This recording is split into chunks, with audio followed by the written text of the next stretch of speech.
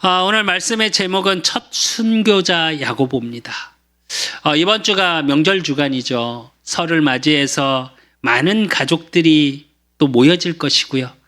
또 어느 가족은 그 모이는 게 굉장히 행복한 가정이 있을 수도 있고, 또 어느 가정은 그 모이는 게 굉장히 불편할 수도 있고요. 또 이렇게 가족들이 막 모여지는 시기에 아무런 가족이 없어서 외로운 분도 계실 겁니다. 그 모든 것을 통해 하나님 자녀인 저와 여러분이 확인해야 될 게 뭐가 있냐? 명절을 통해 반드시 확인하셔야 될 것. 영적인 가문에 내려오는 흐름은 확인하셔야 돼요. 왜냐?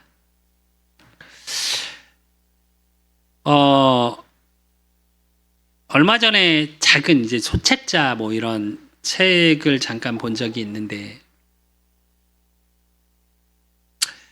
남편의 또 부모님의 구원을 놓고 간절히 기도했던 분들의 내용이 실려 있었어요. 근데 도저히 돌아오지 않는 거예요. 눈물을 흘리고 또 흘리고, 때로는 지쳐서 하나님을 원망하기도 하고, 사람의 눈치 보고 예배 드리는 것조차 눈치 보여지고, 가문에서, 시댁에서, 가정에서 우리가 소위 말하는 핍박. 예. 그러면서 거기에 나오는 내용의 키워드는 뭐였냐? 하나님의 뜻이었어요.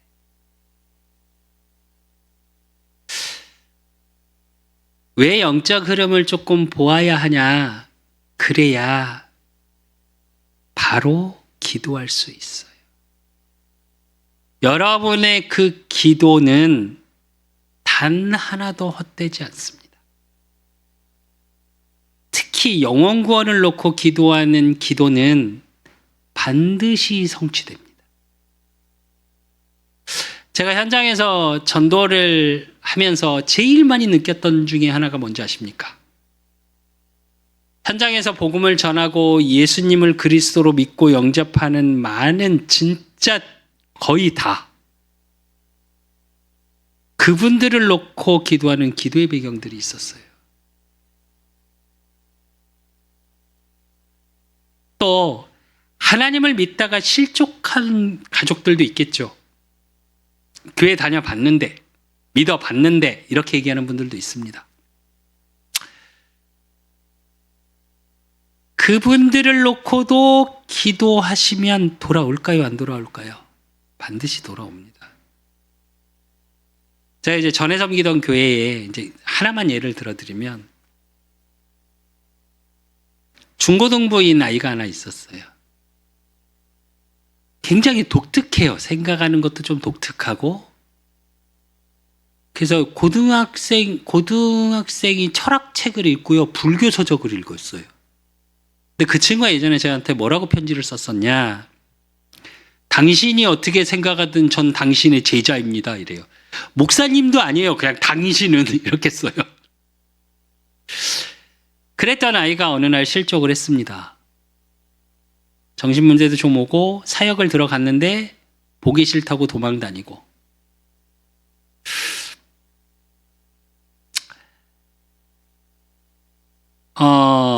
학교도 중퇴를 하고, 아버지한테 받은 상처 때문에 나중에 들은 얘기인데 아버지한테 칼을 휘두르고, 그래서 결국은 같이 못 살고 혼자 나와서 살게 됐던 아이.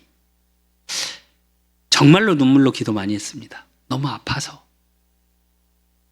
한 영혼이 떠나간다는 게 너무 아파서 정말 기도 많이 했어요. 그러다가 어떻게 한참 연락이 안 되고 연락도 안 받고 전화번호도 바꾸다가 다시 이제 그 이모가 장로님이시거든요. 집을 한번 가줄 수 있냐? 집을 찾아갔어요. 혼자 살고 있는데 지하방에 담배 냄새가 쩔어가지고 들어갔는데 숨을 쉬기가 힘들어요. 저는. 거기서 또 이야기를 했습니다.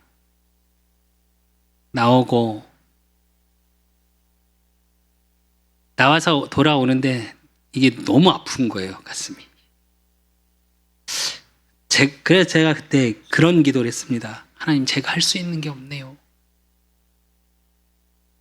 하나님이 하십시오.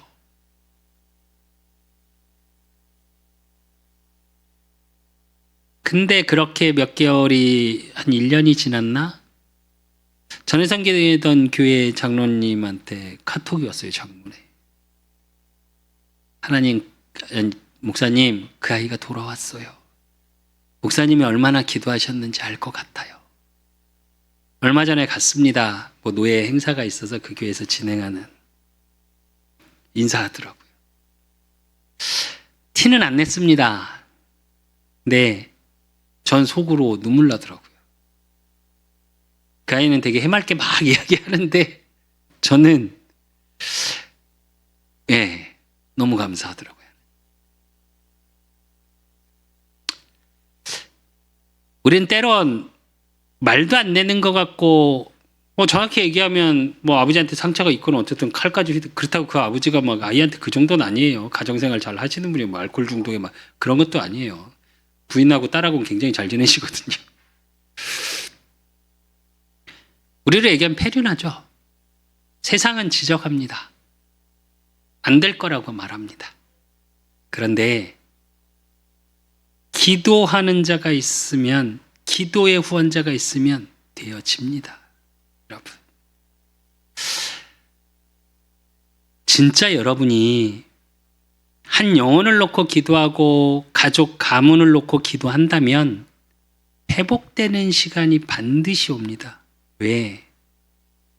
하나님의 뜻이 영혼 구원에 있거든요. 하나님의 뜻이 저와 여러분을 향해 있거든요.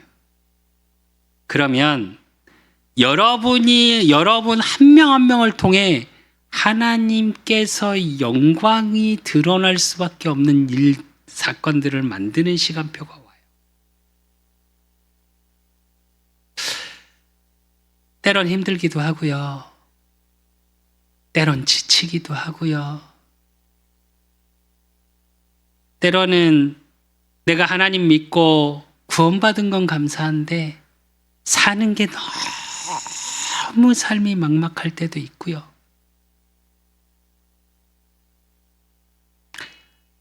지난주에 뇌 어른 목사님을 만났습니다. 이제 사모님하고 저희 여기서 같이 이렇게 만나서 제가 좀 여쭤볼 것도 있고 좀 고민하는 게 많아서 그래서 말씀을 드렸는데, 목사님 사모님이 그러시더라고요. 그래서 사람은 깊이 알면 안 된대요. 그래서 무슨 말씀인가 이랬더니 그냥 겉으로 보긴 다 좋아 보이는데 깊이 얘기를 들으면 너무 마음이 아프시대요. 그 사정이, 그 상황이 너무 마음이 아프다고. 그래서 깊이 안 알았으면 좋겠대, 이제 사람. 그래요. 모든 사람은 아픈 게 있어요. 근데 그 아픔은 단순히 돈으로 치유되는 게 아니에요. 성공으로 치유되는 것도 아니에요.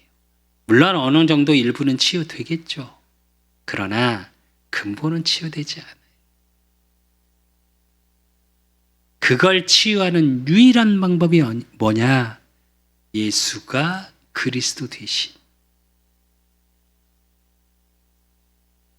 예수님을 그리스도로 믿고 마음으로 믿어 입으로 시인할 때 영접하는 자 곧 그 이름을 믿는 자들에게는 하나님의 자녀가 되는 권세를 주셨나니 양자의 영을 받은 우리를 통해 그게 치유되어지는 거예요.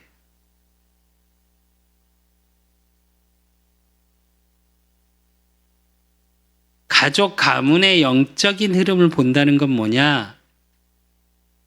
이 아픈 거를 보는 겁니다. 우리는 드러난 문제를 잡고 이야기를 하죠.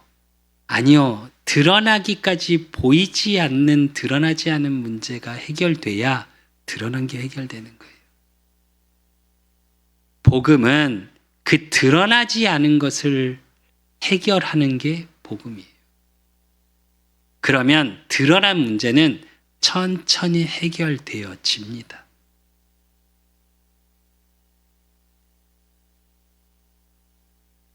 여러분 가족 가문을 놓고 기도하실 때 이 확신 갖고 기도하셔야 돼요.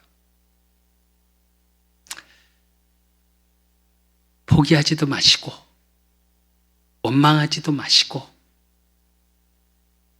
기도하시면 하나님이 그 기도를 받으시고요.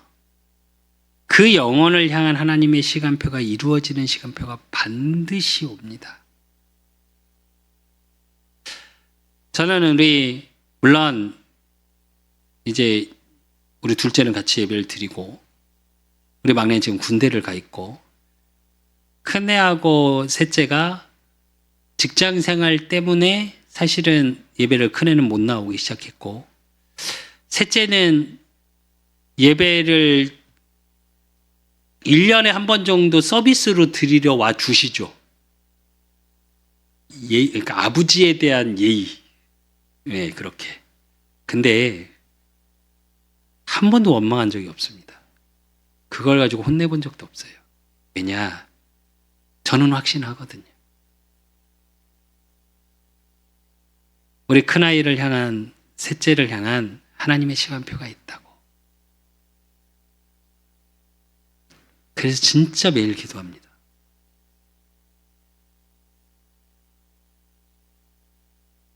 그 아이를 믿는 게 아니겠죠. 그 아이를 인도해 나가실 하나님을 믿는 거겠죠.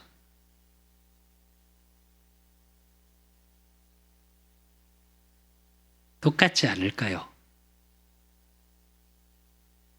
하나님을 믿으십시오. 그리고 그 인도에 나가시고 구원해 나가실 하나님에게 소망을 두십시오.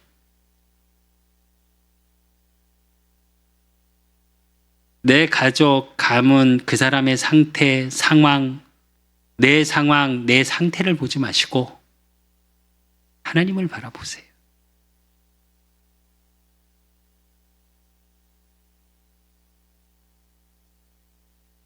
근데 쉽지 않으시죠? 누구는 신앙생활이 참 쉽다고 말하는데 누구는 참 어렵다고 말합니다. 또 우리가 성경에서도 뭐라고 얘기하냐? 좁은 길이라 말해요. 큰 길이 아니라 신앙의 삶은 좁은 길이래요. 얼마 전에 이렇게 질문하는, 목사님에게 질문하는 그런 질문 속에 어떤 질문이 있냐?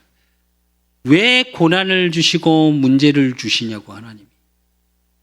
편안하게 해야지. 그리고 또 한 분이 그렇게 밑에다 질문을 했더라고요. 뭐라고 목사님이 대답했냐? 하나님이 만나기 위해서 고난을 준다니까 그러면 꼭 고난을 받아야 하나님을 만날 수 있냐? 그렇게 질문하더라고요. 그러니까 그 목사님이 뭐라고 말씀하시냐? 맞다. 단호하게 그렇다. 이렇게 얘기하시더라고요. 그러면서 뭐라고 이야기하시냐? 우리는 문제, 사건, 위기가 없으면 내 평안한 돈을 붙잡고 사람을 의지하고 돈을 의지하고 성공을 의지하고 권력을 의지하게 되는데 그게 싹 없어지면 그때서 하나님을 찾게 된대요. 그래서 문제 사건이 아니라는 말이 아니라 문제 사건을 통하여 하나님을 아는 지혜를 얻게 되기 때문에 문제가 아니라고 말하는 거래요.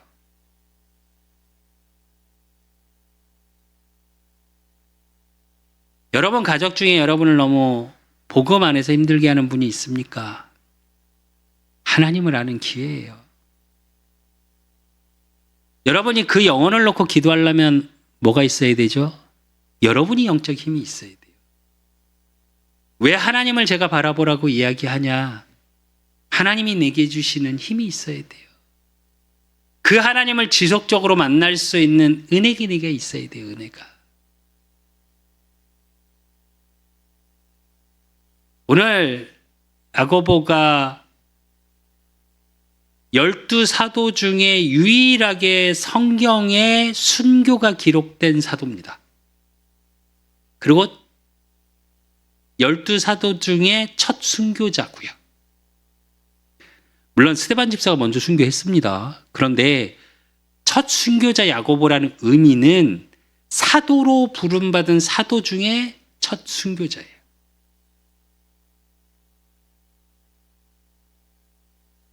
죽어야 되냐? 아니요. 죽으라는 말이 아닙니다.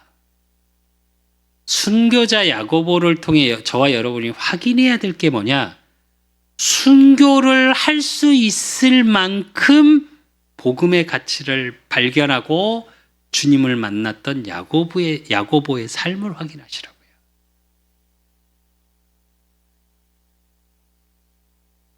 그래야 가장 가까운 가족을 놓고 기도할 수 있습니다.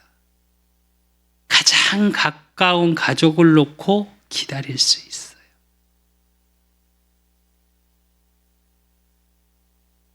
명절입니다. 혹시 집안에서 나 혼자 신앙생활을 하시고 제수 음식을 준비하셔야 하고 제사를 지내는 가문에 계셔야 되는 분들도 있으실 거예요. 그 속에서 여러분이 기도할 수 있고 가족 가문을 놓고 기도할 수 있는 힘이 어디서 나오느냐는 거죠. 그래서 오늘 말씀을 통하여 또 야고보의 순교를 통하여 야고보가 가지고 있던 게 무엇인지 확인하셨으면 좋겠어요.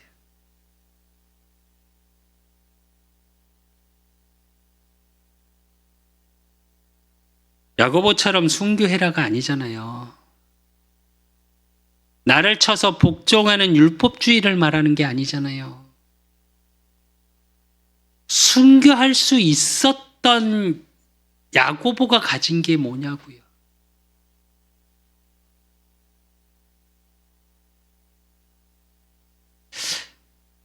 제가 말씀을 준비하면서 또 오늘 예배를 놓고 어젯밤에 이렇게 기도하다가 한 3시까지 제가 잠을 못 잤는데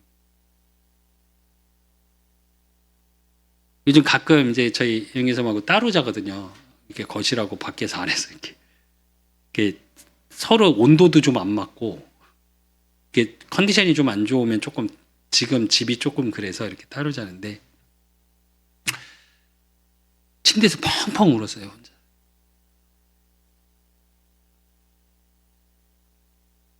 하나님께 참 회개 많이 했네요. 왜냐? 정말 감사는 없고 주신 말씀의 은혜 속에 구원의 은혜 속에 있는 내가 아니라 어떡하지라고 하고 있는 제 자신이 너무 보여서. 근데 희한하죠. 어제도 교회에 오전에 일찍 와서 거의 하루 종일 있다가 이제 저녁 때쯤 집을 가는데 교회에 요즘 오면 제가 그렇게 교회 오면 행복했거든요, 저는. 근데 사실은 작년 말부터 해서 교회 오면 머리가 막 아파요. 너무 힘든 거예요.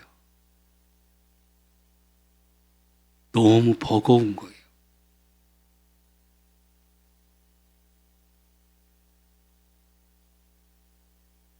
그래서 막 하나님께 기도하다가 몇 시간을 기도하다 갔는데도 머리가 막 깨지려고 그러더라고요. 근데 어제 기도하다가 평안해지더라고요. 그게 지금 한 3시간 정도밖에 못 잤습니다. 근데 몸이 되게 가벼워요. 물론 요즘 일이 없어서 일을 안 하는 것도 있지만 사실 제 컨디션이 요즘 계속 안 좋거든요. 네.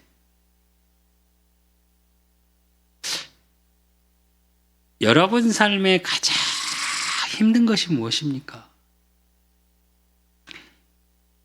여러분의 인생에 가장 어려운 게 무엇일까요? 오늘 말씀에서 답을 찾으시고 정말 나의 걸음 한 걸음 걸음까지도 함께 하시며 인도해 나가시는 하나님이 여러분을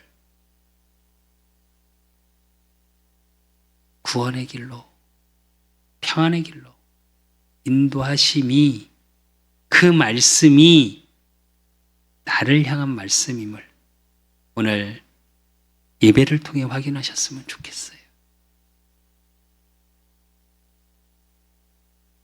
염려, 근심, 어렵고 힘든 것들이 있으십니까? 다 내어놓고 가십시오. 그러시면 됩니다. 그래서 본론으로 우리가 처음 봐야 될 건 뭐냐? 순교자 야고보라는 응답의 말씀을 주셨는데 그러면 제일 첫 번째 우리가 확인해야 될 게 뭐냐? 야고보는 어떤 인물인가죠?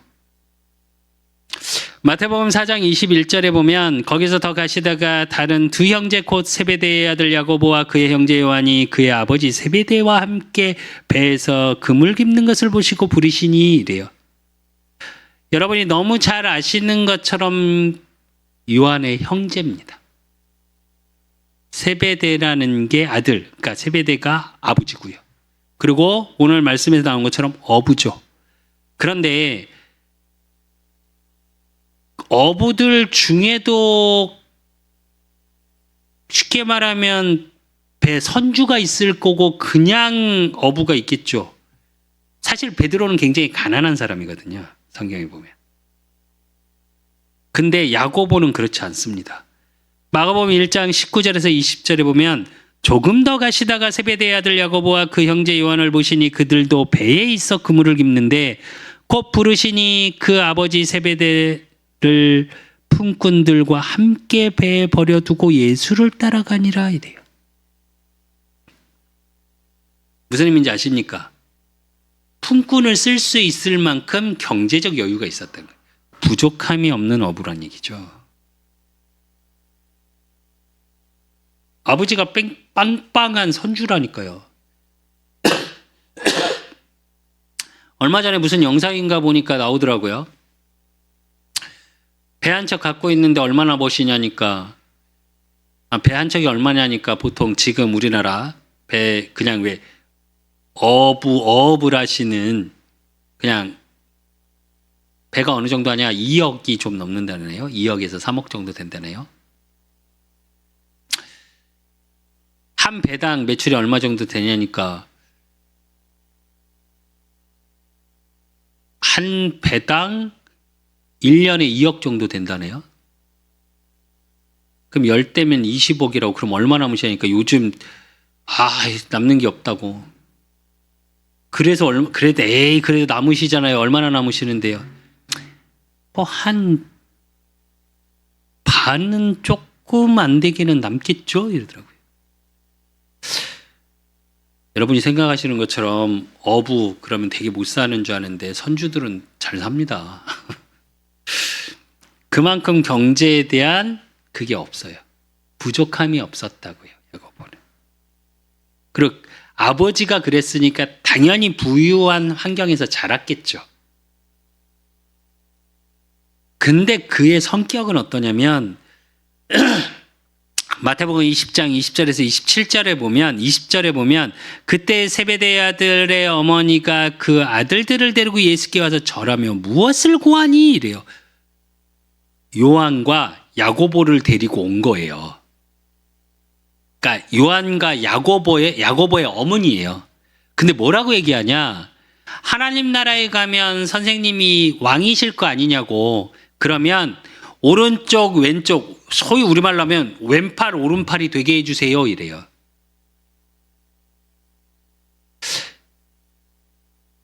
어머니가 그렇게 했다는 얘기는 야고보 마음에 어떤 게 있었냐?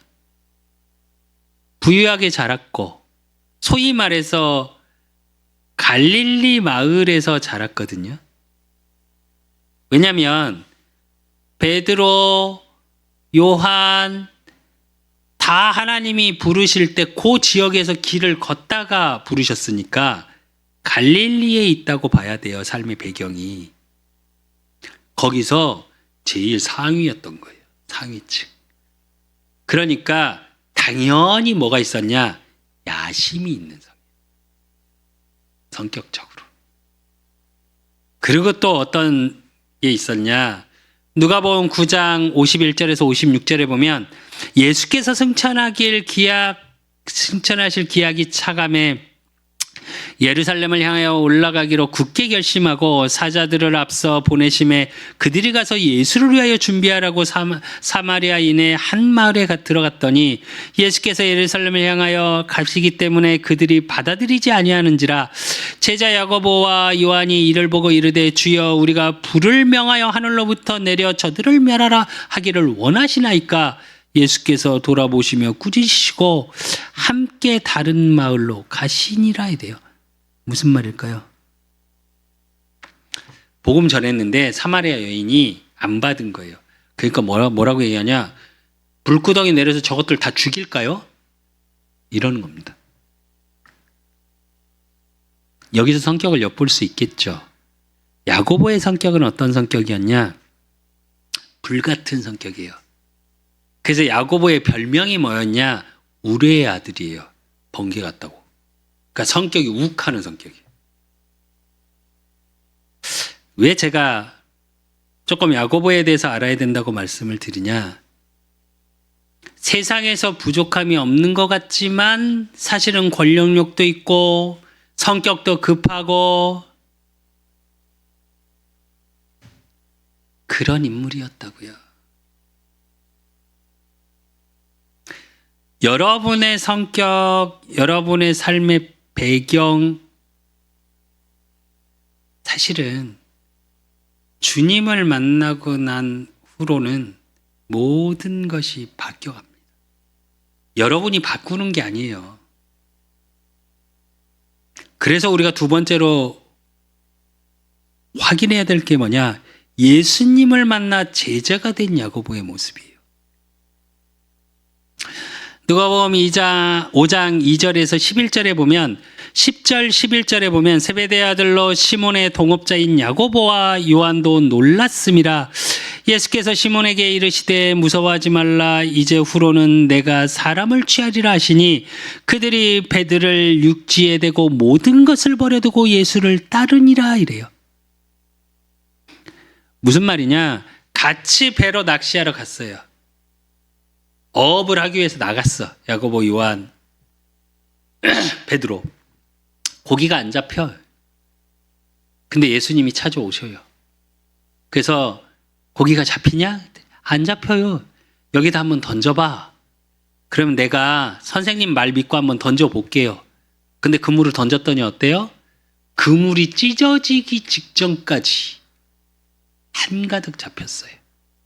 그걸 보고 놀래요.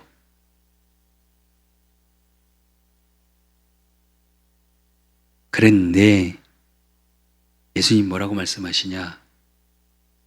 그 물고기 잡은 것처럼 이제 사람을 살리는 자가 돼야 돼. 그 말을 듣고 바로 따라 나옵니다. 그냥 자기 가진 배경, 자기가 가졌던 재산, 자기가 가지고 있던 모든 살아온 환경까지 다 버리고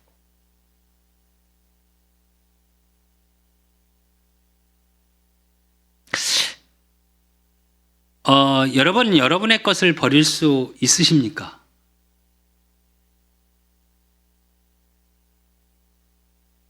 저는 정말 못 버리는 것 같아요. 그래서 말씀 놓고 기도하다가 제가 어제 펑펑 울었는데 안 버려줘요. 그러니까 예수님이 어떻게 하시냐.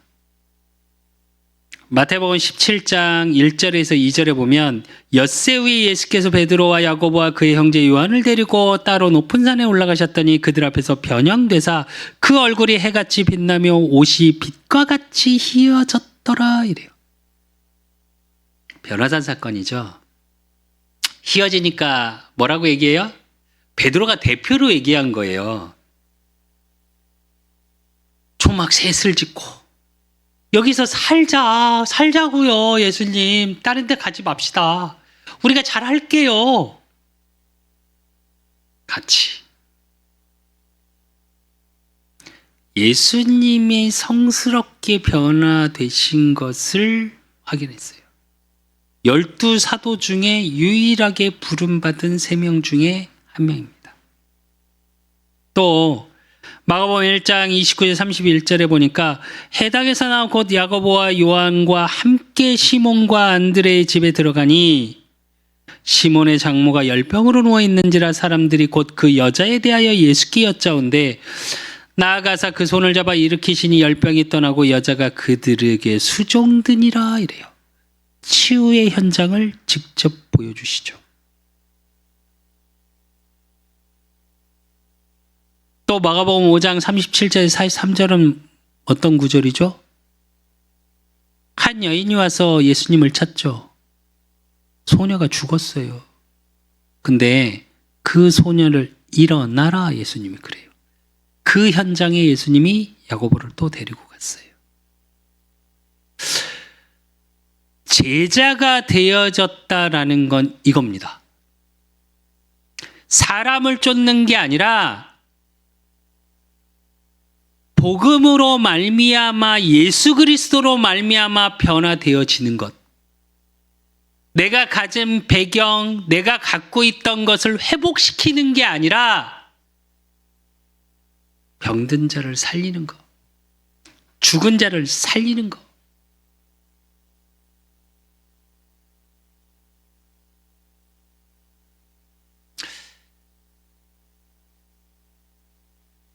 여러분은 어떠십니까?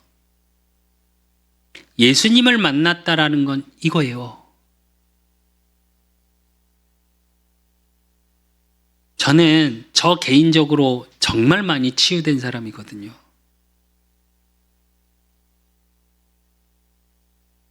제가 성격이 제가 얼마 전에 말씀드렸잖아요. 그 결혼한 우리 둘째 친구인데 청년이 있어요. 이제 결혼했는데 이제 청년이 아니죠. 네. 그러더래잖아요. 우리 둘째한테 목사님 여전하시지? 그게 무슨 의미냐? 강하지. 네. 그때 우리 둘째가 그랬대요. 아니 많이 순해지셨어. 지금도 치유되어져 가는 과정 속에 있습니다. 저는.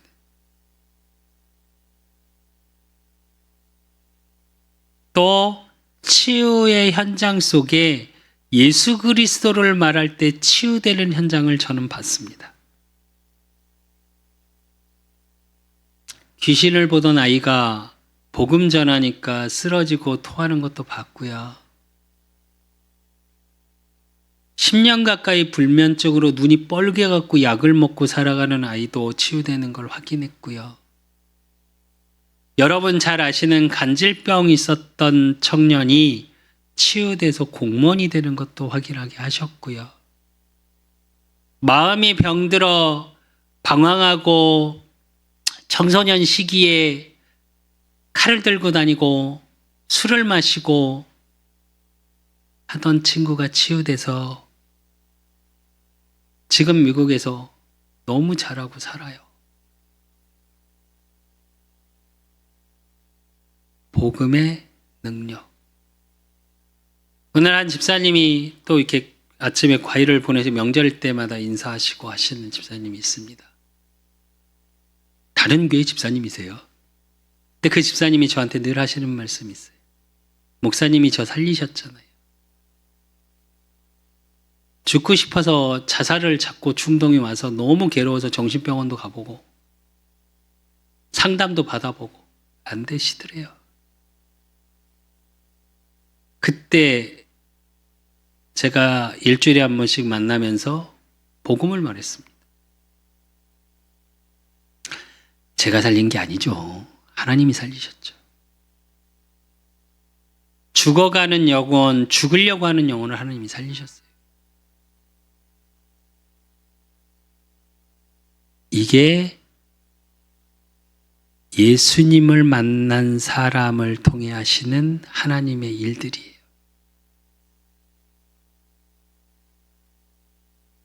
여러분이 하는 게 아니고 예수님이 하시는 겁니다. 그걸 확인했던 야고보, 그가 오늘 12장 1절에서 2절에 보면 뭐라고요? 헤롯 왕이 칼로 죽였대요. 잘 한번 생각해 보시면 이때 시대 상황이 어떠냐? 헤롯 왕이 쉽게 말하면 이스라엘의 위임된 왕이에요. 그런데 위임돼서 왔으니까 두 부류한테 잘 보여야 될 거 아니에요. 로마 황제. 또 이스라엘을 통치하라고 내려보냈으니까 뭐가 필요해요? 이스라엘 민족을 통치할 수 있어야 돼요. 그러기 위해서 필요했던 게 뭘까요? 처음엔 예수 그리스도 신경 안 썼습니다. 헤롯 왕은. 왜? 유대교, 이스라엘 민족은 유대인을 바리새인 사두개인을 잘 하면 됐어요. 어느 순간부터 예수 그리스도를 말하는 게 자꾸 커지네요. 근데 더 그런 건 유대교가 너무 싫어하네요. 그러면 이스라엘 민족을 장악하기 제일 좋은 게 뭐예요? 핍박해버리면 돼요.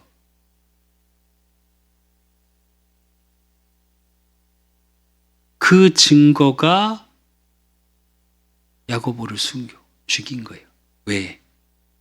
유대인들에게 잘 보이려고. 근데 잘 한번 생각해 보십시오.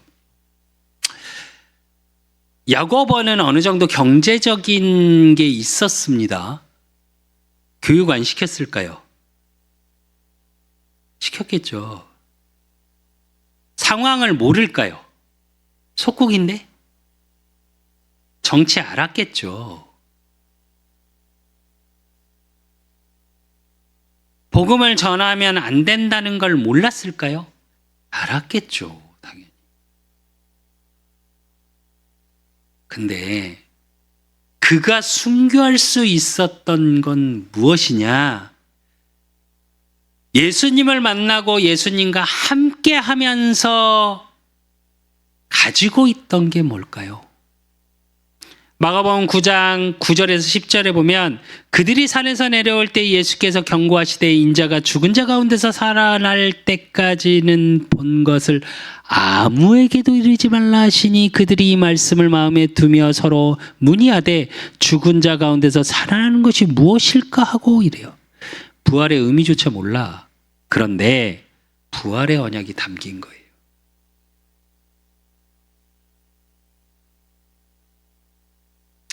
순교할 수 있었던 첫째, 부활의 언약이 담긴 거예요. 상식적으로는 이해도 안 되고 무슨 말인지 의미일까? 부활을 어떻게 해? 죽은 사람이 어떻게 살아나? 그러고 있는데도 담겨 있는 거예요. 하나님 은혜로. 그러면서 마가복음 13장 3절에서 8절에 보면 예수께서 감람산에서 성전을 마주 대하여 앉으셨을 때 베드로와 야고보와 요한과 안드레가 조용히 묻되 12사도 중에 4명만 묻습니다. 우리에게 이루소서 어느 때에 이런 일이 있사오겠사오며 이 모든 일이 이루어지려 할 때에 무슨 징조가 있사오리까 이래요. 뭘 얘기하는 겁니까? 말세의 때를 얘기하는 겁니다. 그러면서 뭐라고 얘기하냐? 그러니까 예수님 뭐라고 얘기하시냐? 예수께서 이르시되 너희가 사람의 미혹을 받지 않도록 주의하라. 많은 사람이 내 이름으로 와서 이르되 내가 그라하여 많은 사람을 미혹하리라. 난리와 난리의 소문을 들을 때에 두려워하지 말라. 이런 일이 있어야 하되 아직 끝이 아니니라. 민족이 민족을 나라가 나라를 대적하여 일어나겠고 곳곳에 지진이 있으며 기근이 있으리니 이는 재난의 시작이니라. 이래요. 뭘 얘기하는 걸까요? 진짜 재앙이 무엇인지 알게 된 거예요. 여러분은 진짜 재앙이 무엇입니까? 여러분의 건강 문제, 여러분의 경제 문제, 여러분의 후대들의 문제입니까?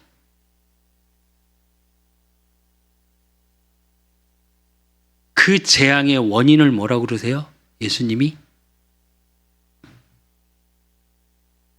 미혹된대요.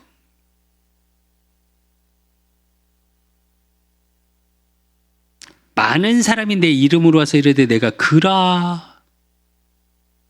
우리를 얘기하면 이단들이 일어나요. 이단이 아니라 정확히 하면 신흥 종교입니다. 사이비. 본인이 예수님이고 하나님이라고 얘기하는 건 이단이 아니에요. 사이비 종교.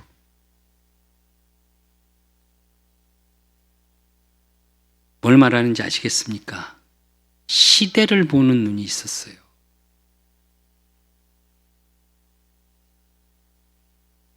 그런데도 체질은 어떤 체질이냐? 요한복음 21장 1절에서 18절에 보면 예수님이 십자가의 죽으심을 봤어요. 부활의 언약도 가슴에 있고 시대의 재난이 무엇인지도 알았는데도 베드로와 함께 돌아가 버리죠. 원래의 자리로. 그런데 예수님이 찾아오시죠. 부활의 주님을 만납니다.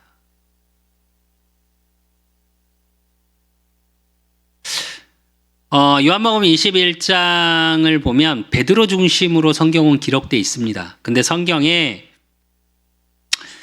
2절 3절에 보면 딱 한 번 나와요. 베드로와 함께 있었던 사람. 그게 요한과 야고보입니다. 그러니까 베드로에게만 언약을 주신 게 아니라 세대에게 주신 거예요. 그러니까 대표적으로 베드로에게 물은 거지. 부활의 주님이 찾아오셔서 뭐라고 그러십니까? 네가 나를 사랑하느냐?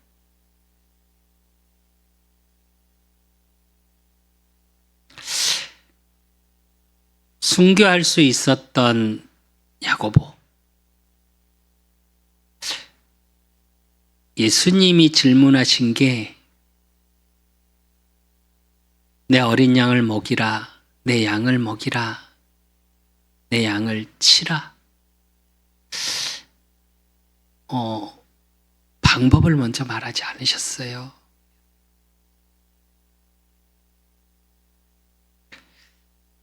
우리가 순교할 수 있는 건 뭘까요? 우리 인생에 진짜 가치 있는 건 우리가 사랑하는 거잖아요. 예수님이 우리에게 원하시는 건 뭐냐? 예수님을 사랑하길 원하세요. 근데 우리는 예수님의 사랑의 방법을 찾아요. 아니, 그냥 예수님을 사랑하면 됩니다. 사랑하면 내가 무엇을 해야 될지 보여요.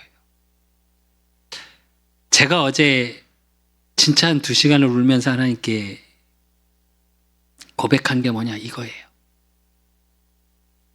전 자꾸 사랑의 방법을 찾았습니다. 주님. 그냥 주님을 사랑하면 되는데 사랑하는 방법을 찾았어요. 왜? 세상에서 배운 게 그거니까. 저도 모르게 학습된 게 그거니까. 이렇게 해야 된다고 생각했으니까.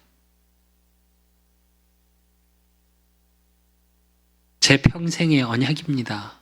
요한복음 21장 15절에서 19절의 말씀이. 근데 근원적인 걸 저도 놓치고 있었더라고요. 사랑의 방법을 찾았지 사랑을 잊어버렸더라고요. 그리고 원망하고 있더라고요.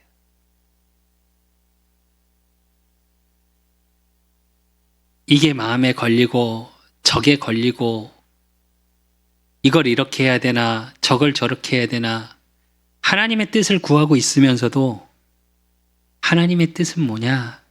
하나님을 사랑하는 거예요. 예수 그리스도 복음을 사랑하는 거예요.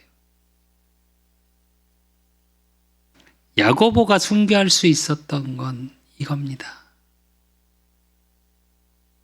잘 살기 위해서 무언가 되어지기 위해서 예수님을 따라갔던 게 아니에요. 그냥 예수님을 사랑한 거예요. 사랑하면 죽을 수 있습니다. 아닐까요?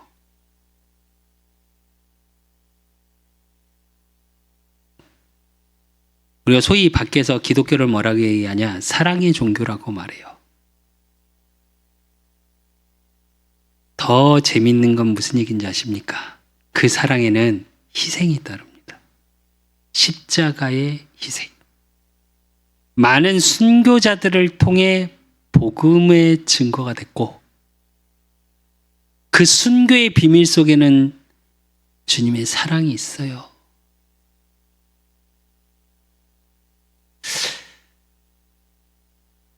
저와 여러분 2025년 주님의 사랑을 회복하십시오. 주님의 뜻을 구하려면 주님을 사랑하는 게 먼저예요. 사랑의 방법을 찾지 마시고 그냥 사랑하십시오. 여러분 잘 아시는 굉장히 존경받는 목사님 한경직 목사님이 계시죠.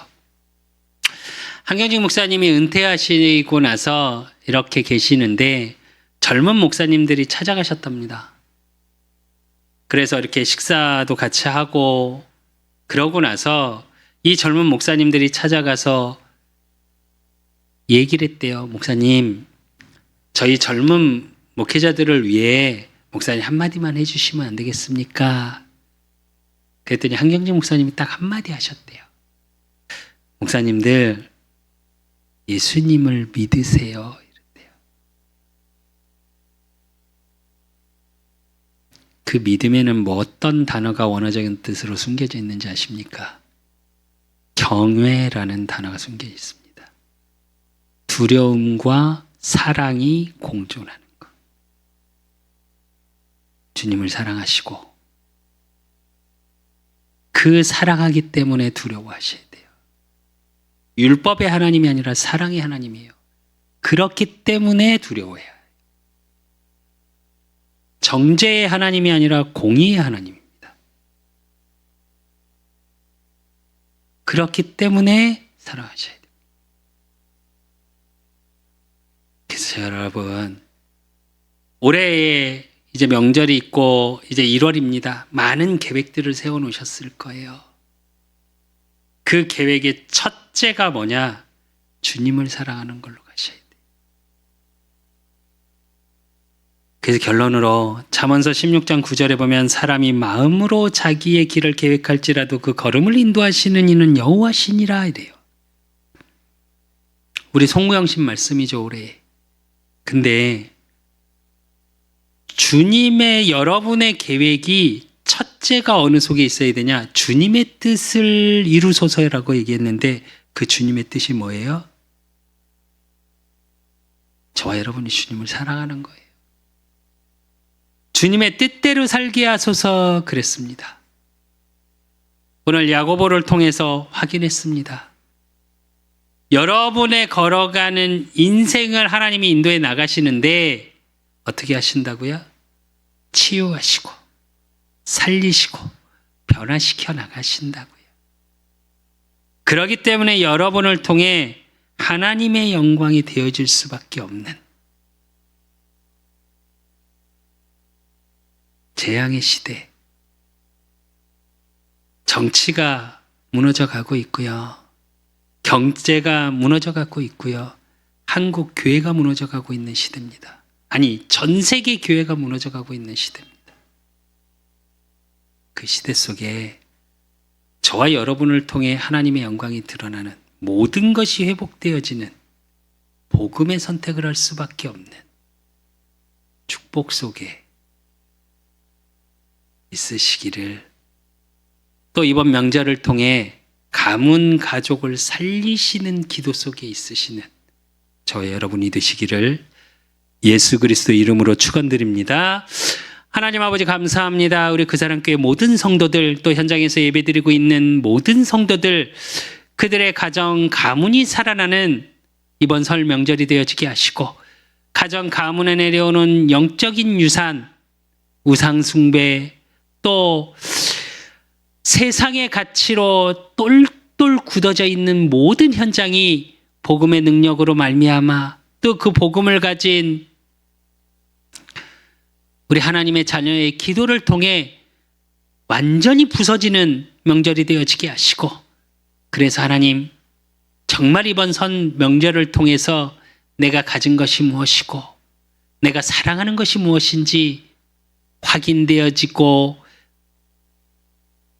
점검되어지고, 그 속에서 주님을 사랑하고 주님의 뜻이 이루어지고 주님의 뜻대로 살아갈 수밖에 없는 하나님의 은혜가 임하는 귀한 시간 되어질 수 있도록 하나님이 축복하시고 인도하시고 역사해 주실 줄 믿사옵고, 살아계신 예수 그리스도 이름으로 감사함으로 기도드리옵나이다. 모든 문제 해결자 되신 우리 주 예수 그리스도의 은혜와 우리 하나님 아버지의 극진하신 사랑하심과 성령님의 교통 역사하심이 순교자 야고보가 가졌던 것과 같이 복음의 참 가치를 가지고 주님을 사랑하는 그 중심을 가지고 살아가기를 소원하는 우리 그 사람께 모든 성도들 머리 위에, 저들의 가정과 업과 모든 만남 위에 이제로부터 영원까지 항상 함께 있을지어다. 아멘.